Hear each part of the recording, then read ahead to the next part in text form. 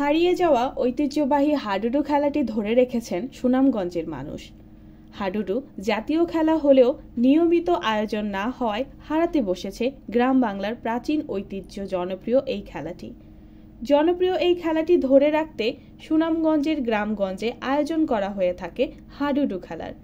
গরু জবাই করে মেহমান দাওয়াত দিয়ে সুনামগঞ্জ সদর উপজেলার লালপুর গ্রামের মাঠে জমজমাট এই খেলাটির আয়োজন করেছেন গ্রামবাসী। খেলা হইলে হাজার মানুষ হইতো, কত আনন্দ হইতো। এই খেলা এব আছে হাডুডু খেলা হইলে গরু মাংস দেব। আজকে যে খেলাটা হইলো হাজার হাজার মানুষ হয়েছে। খেলাটা খুব দেখতে সুন্দর। আমরা ইয়াং জেনারেশন যারা আছে তারা এই খেলাটা পছন্দ করে বা খেলাটা খেলতে আমরা খুব ইচ্ছুক। আমরা মনে করেন আমরা পূর্ব থেকে ওই খেলাটা খুব আয়োজন করে আনছি, এখন আমরা চলতে আছি।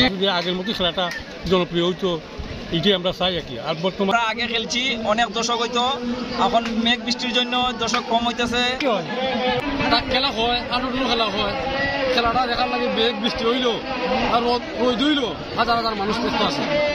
গ্রাম বাংলার হাজার বছরের হারিয়ে যাওয়া ঐতিহ্যবাহী খেলা হাডুডু ফিরিয়ে আনতে সুনামগঞ্জ সদর উপজেলার লালপুর গ্রামে দিনব্যাপী আয়োজন করা হয়েছে খেলাটির। আশেপাশের গ্রামের খেলোয়াড়দের দাওয়াত দিয়ে গরু জবাই করে উৎসবমুখর পরিবেশে খেলায় অংশগ্রহণ করতেন গ্রামের কিশোর তরুণ সহ বিভিন্ন বয়সের খেলোয়াড়রা। জেলার বিভিন্ন উপজেলা থেকে প্রায় 150টি দল খেলায় অংশগ্রহণ করেন।